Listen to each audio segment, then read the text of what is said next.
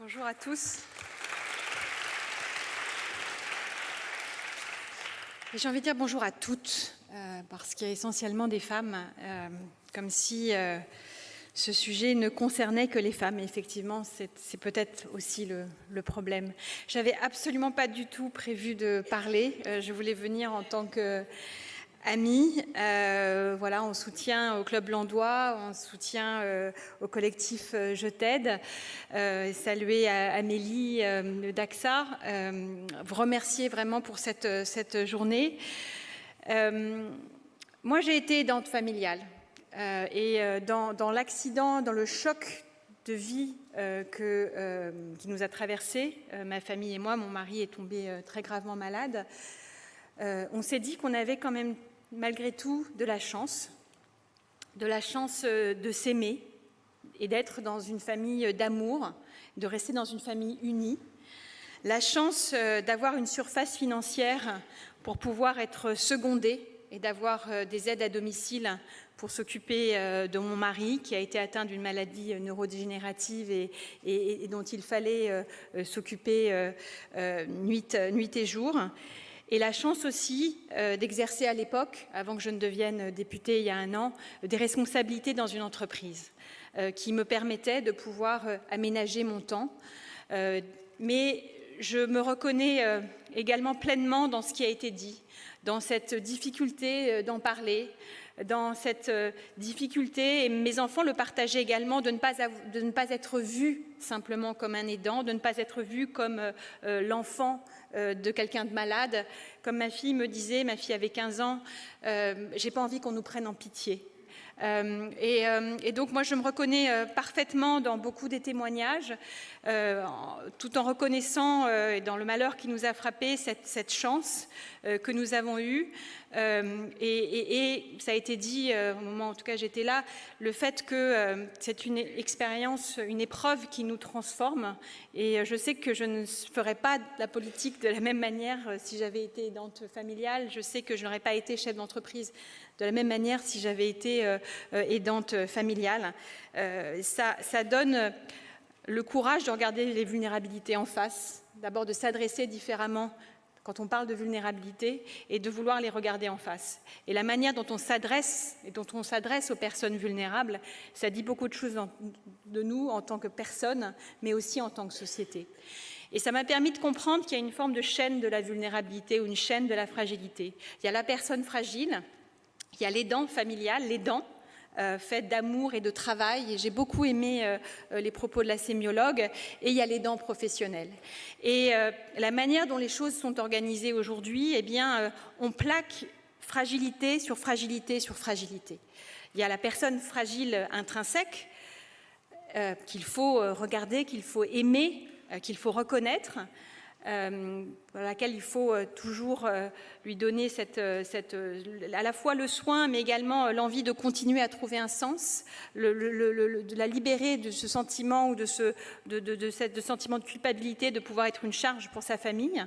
Il y a la vulnérabilité de l'aidant familial, et on en a parlé, de cet isolement, de ne pas prendre soin de soi, de ne pas même reconnaître qu'on est aidant. Et puis il y a la vulnérabilité de l'aidant professionnel. On en avait parlé à plusieurs reprises de la question du statut, de la rémunération, de la reconnaissance sociale également, des aides à domicile, des soignants.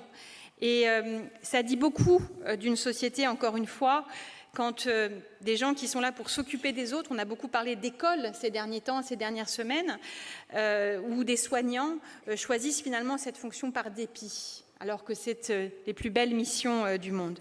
Et donc, on se disait, il faut un équilibre, l'État ne peut pas tout faire, l'État ne peut pas tout, on a une responsabilité particulière en tant qu'aidant, parce que nous sommes aussi aimants, et puis il y a les entreprises, parce qu'on voit bien que sur les millions aujourd'hui d'aidants, eh bien 4 millions, en tout cas c'est le chiffre que j'ai vu, étaient salariés.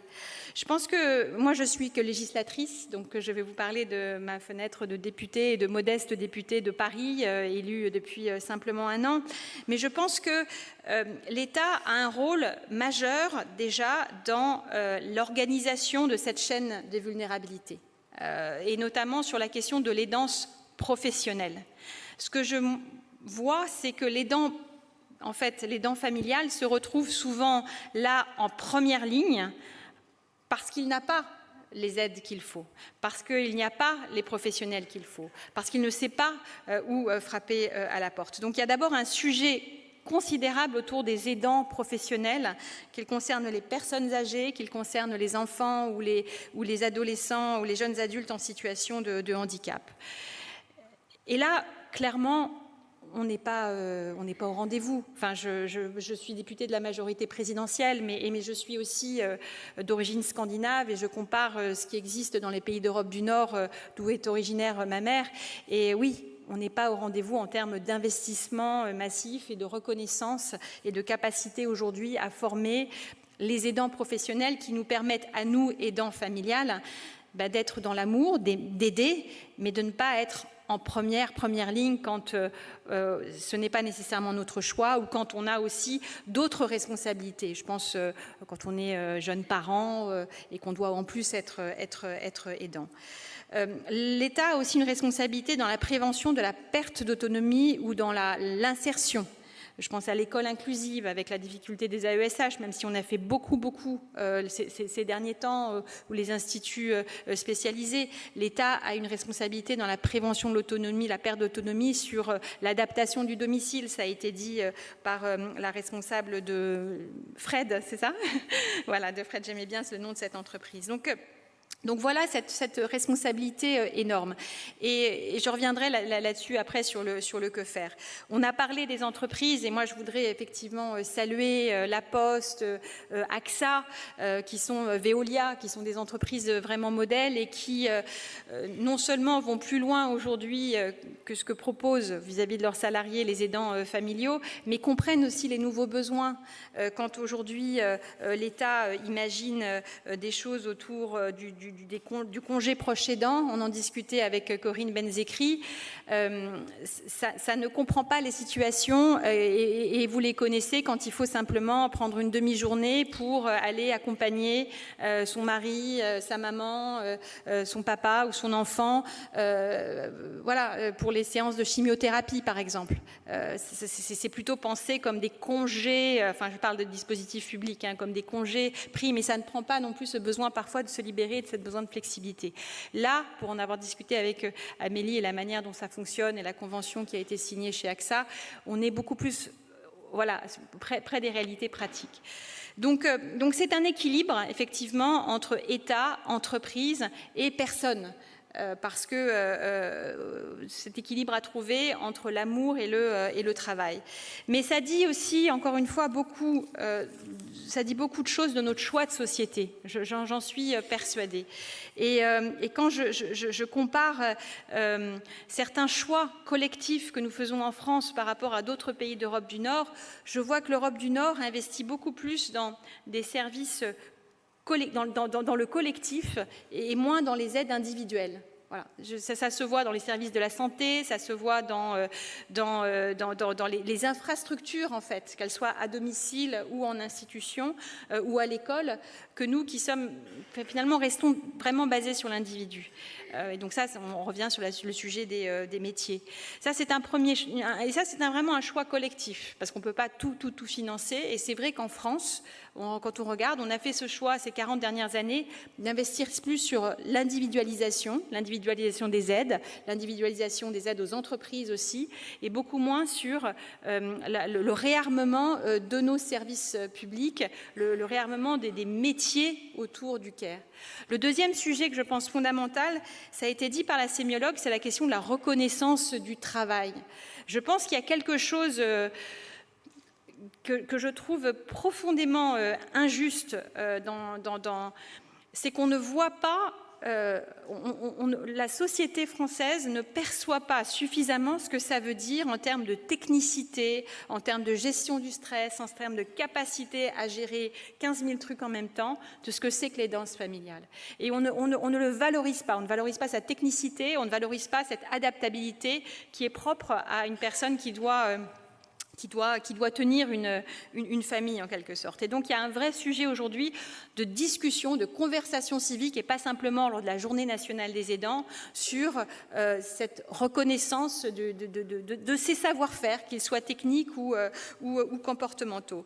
Et puis enfin, pour les entreprises, moi je pense qu'il faut aussi pouvoir, et ça a été dit, et je pense que c'est aussi pour ça que des entreprises comme La Poste, AXA et d'autres font ce pari, c'est que avoir des aidants au sein de ces équipes, qu'ils se reconnaissent comme tels, d'avoir cette conversation aussi dans l'entreprise, c'est aussi quelque part faire entrer dans le champ de l'entreprise, qui est celui de la performance, du chiffre d'affaires, du résultat, etc., la question des vulnérabilités.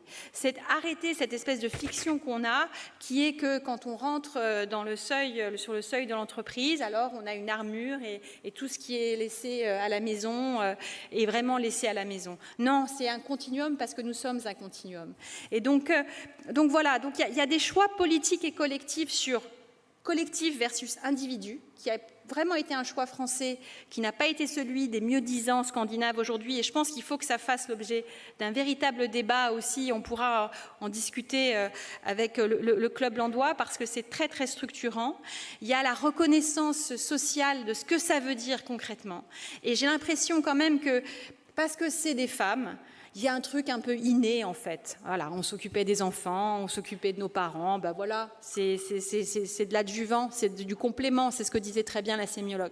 Eh ben non, il y a un vrai savoir-faire technique quand il faut faire des transferts de personnes, quand il faut bien donner, aider à manger pour éviter les fausses routes qui peuvent être un truc super stressant. Il y a plein de trucs, c'est un vrai savoir-faire. Et enfin, valoriser ces personnes et qui ne demandent pas à être des saints ou des saintes, qui demandent juste à être reconnues pour ce qu'elles ont apporté et dans la société et dans leurs entreprises. C'est un vaste travail, mais moi j'ai confiance parce qu'il y a d'abord un consensus qui va bien au-delà des partis. Voilà, je m'entends bien avec un François Ruffin, pourtant je suis majorité présidentielle, mais sur ce sujet de l'aidance familiale, on a envie de travailler ensemble pour avoir un diagnostic commun et pouvoir avancer. Je reste optimiste aussi parce que ça concerne tellement et tellement de personnes. On parle entre 8 et 11 millions de personnes. J'ai jamais su quel était finalement le chiffre parce que je vois, mais ça dépend aussi de la difficulté de définir.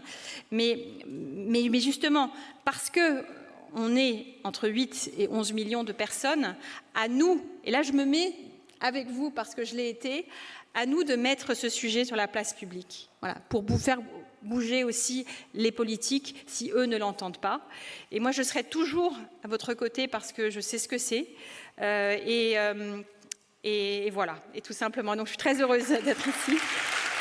Et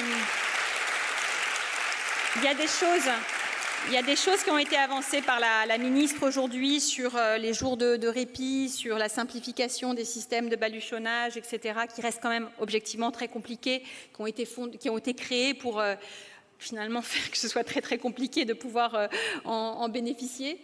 Mais sachez qu'il y a une volonté transpartisane vraiment d'avancer là-dessus, et vous pouvez vraiment compter sur des députés qui savent ce que ça veut dire, et j'en fais vraiment partie. Donc merci à vous.